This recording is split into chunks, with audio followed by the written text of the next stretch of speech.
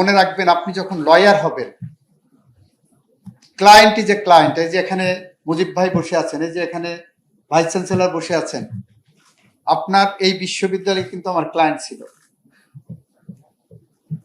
এই বিশ্ববিদ্যালয়ের account freeze হয়েছিল একবার, আমি সেই অ্যাকাউন্ট ফ্রিজিং এ লয়ার ছিলাম, আমি সেটাকে মুক্ত করেছি। এই বিশ্ববিদ্যালয়ে কখনো আসে না। মক্কেলের কাছে কখনো আপনি নিজে ছুটে যাবেন না, মক্কেল আপনার কাছে আসবে, because this is your profession.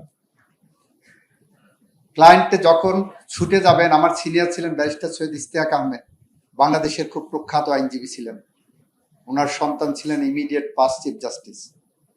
উনি বলতেন, বাবা মক্কেলকে কখনো বন্ধু বানাবা না, যে মুহূর্তে মক্কেল তোমার বন্ধু হয়ে যাবে, মক্কেল তোমার ফিস কম দেবে।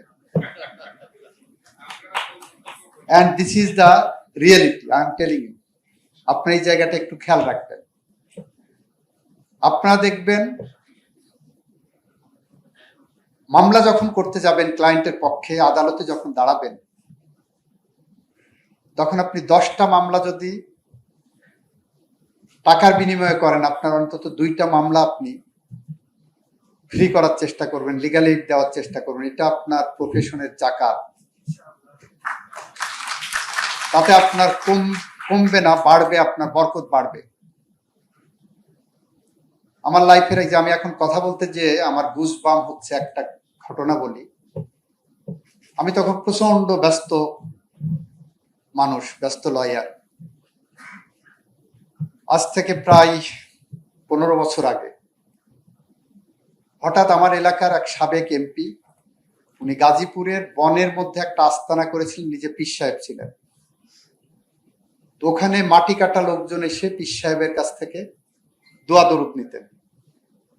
তো উনি একদিন ফোন দিয়ে বললেন যে এখানকার একজন ভদ্রমহিলা মাটি কাটে, তার একটা সমস্যা আছে, তোমার কাছে পাঠালাম, তুমি যদি একটু দেখে দাও। তো আসলো, পাঠাতে বললাম, ভদ্রমহিলা আসলেন। তার একটা সিভিল মামলা, তার সরকার থেকে সে 5 শতক জমি পেয়েছে ভূমিহীন হিসাবে,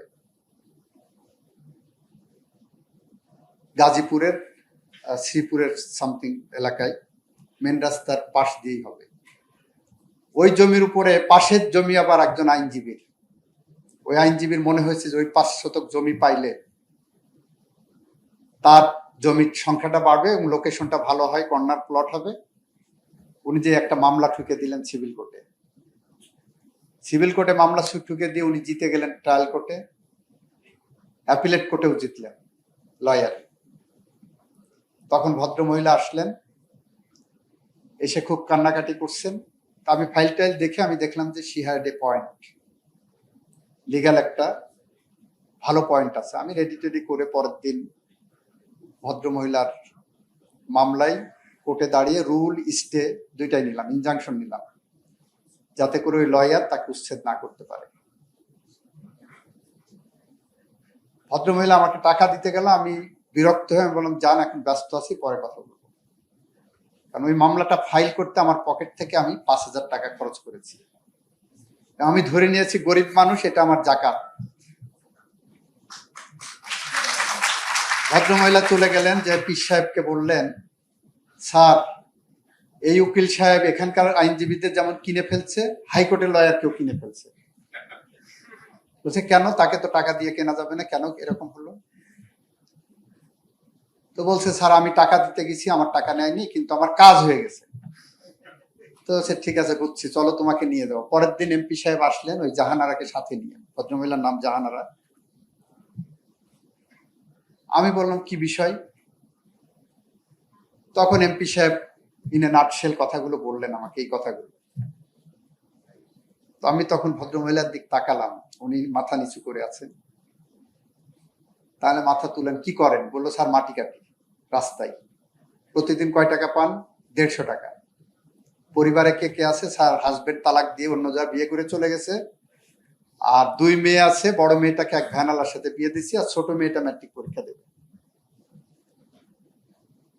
তা আমি বললাম যে আমার ফিস কত জানেন? বলে, স্যার, কত? আমি 1 লাখ টাকার নিচে তুই মামলা আমি যাবো না, যাই না। তখন দেখি একটু হয়ে বলে, স্যার আমি টাকা পরিশোধ করে দেবো সময় মতো।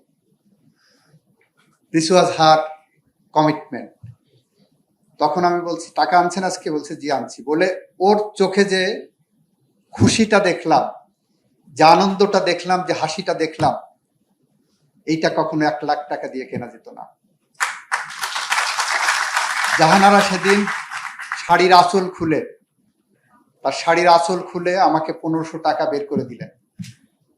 আমি বললাম খরচ হয়েছে 4500 5000 টাকা, 1500 টাকায় কি হবে? বলে স্যার আমি এই আর 1 মাস কাজ করে জমায়ে 2 মাসের টাকা আপনাকে দিয়ে যাব। তা আমি 1500 টাকা ওর কাছ থেকে নিলাম ওর আনন্দের জন্য। নিয়ে বললাম, তোমার মেয়ের সামনে মনে হয় ম্যাট্রিকের ফর্ম ফিল আপের টাকা লাগবে, এই টাকাটা তোমার মেয়েকে আমি দিলাম, ফর্ম ফিল আপ করবা। এবং এই বিশ্বাস করেন, প্রতি বৃহস্পতিবারে এই ভদ্র মহিলা তাহাজ্জুদের নামাজ পড়ে প্রতি বৃহস্পতিবারে সে আমাকে একটা কল দিত। উনি মারা গেছেন, তার সন্তানরা এখন আমার সাথে যোগাযোগ রাখে। এই কথাটা এই কারণে বললাম, আপনারা যারা আইনজীবী হচ্ছেন, কোর্টে যাচ্ছেন, সবকিছু টাকার মানদণ্ডে দেখার প্রয়োজন নাই। আপনাকে আপনার নীতি নৈতিকতা দিয়ে দেখতে হবে। ছোট বারান্দার আইনজীবী হবেন না, বড় বারান্দার আইনজীবী হওয়ার চেষ্টা করবেন। ছোট বারান্দার আইনজীবী মানে জজ সাহেবদের বিল্ডিং আছে দেখবেন, পিছনে একটা বারান্দা থাকে শুধু বিচারকদের চলাফেরার জন্য। ওই বারান্দায় যদি আপনি চলাফেরা শুরু করেন আর জজ সাহেবের রুমে ঢুকে, খাস কামরা ঢুকে অর্ডার নেওয়ার চেষ্টা করেন, তাহলে আপনি আইনজীবী হতে পারবেন না। সুপ্রিম কোর্টে প্রায় 18,000 আইনজীবী। ভালো ড্রাফটিং করা আইনজীবী কত পার্সেন্ট আছে আমি নিজে বলতে পারবো না, আমার নিজেরই খুব খারাপ লাগবে বলতে। This is the bitter reality. সুতরাং আপনারা যারা আইনজীবী হতে যাচ্ছেন, যে পথে পা বাড়িয়েছেন, এই পথ অনেক স্বপ্নের, কিন্তু এই স্বপ্নের পথেও কাটা বিছানো থাকে। পড়ালেখার বিকল্প কোনো পথ আমাদের আইনজীবী সমাজের জন্য আছে বলে আমার জানা নেই। যত পড়বেন তত শিখবেন, এবং প্রতিদিনই শেখার বিষয়। বাংলাদেশে প্রায় 80,000 আইনজীবী আছে। 80,000 আইনজীবীর কিন্তু ট্রেনিং এর কোনো ব্যবস্থা নাই, কোনো ট্রেনিং এর ব্যবস্থা নাই। ইনশাল্লাহ এবছর থেকে আমরা ট্রেনিং এর দিকে ধাবিত হচ্ছি। আমি এবার 50 কোটি টাকা আইন মন্ত্রণালয়কে বরাদ্দ দেওয়ার চিন্তা করছি। এই পেশাকে আমরা এমন একটা জায়গায় নিয়ে যেতে চাই, যাতে একজন আইনজীবী যিনি হবেন, বিয়ের বাজারে তার মূল্য অনেক বেশি হয়। কারণ এই যে মহিলা আইনজীবীটা আইনজীবী হয়েছেন, তার বাবা মাকেও জিজ্ঞাসা করেন যে তার কন্যাকে বিয়ে দিতে হলে কোনো আইনজীবীকে খুঁজতে যাবে না, চিন্তা করবে প্রথম BCS officer, army officer, doctor, engineer. এদিকে আমরা চাই বিয়ের বাজারে আইনজীবীদের, ছেলেদের বিশেষ করে, মান অনেকটা সামনের কাতারে আসে, যাতে আগামী দিনে প্রত্যেক অভিভাবক চিন্তা করেন আমার মেয়েকে একটা ভালো আইনজীবীর কাছে বিয়ে দিতে চাই, যে শিক্ষায়, দীক্ষায়, মেধায়, মননে, প্রজ্ঞায়, শ্রমে, ঘামে বাংলাদেশকে আগামী প্রজন্মের জন্য বাসযোগ্য করে গড়ে তুলে যেতে পারবে। আমরা যদি এরকম একটি সমাজ গড়ে তুলে যেতে পারি, তাহলে এই বাংলাদেশ আমাদের আগামী প্রজন্মের জন্য সুকান্তের ভাষায়, আগামী প্রজন্মের জন্য, আগামী শিশুর জন্য বাসযোগ্য বাসভূমি হয়ে থাকবে। আমরা যদি ব্যর্থ হই, তাহলে কবি হেলাল হাফিজের ভাষায় আমরা উত্তর পুরুষের, ভীরু কাপুরুষের উপমা হয়ে থাকবো।